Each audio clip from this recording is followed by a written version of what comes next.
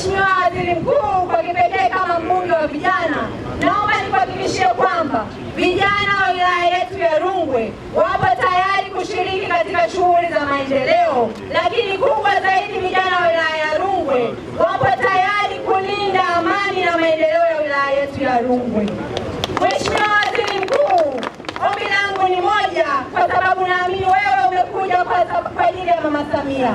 Mheshimiwa Waziri Mkuu, sisi vijana wa mkoa wa Mbeya na wilaya yetu ya Rungwe tunakuomba usifikishie salamu zetu kwa Mheshimiwa Rais.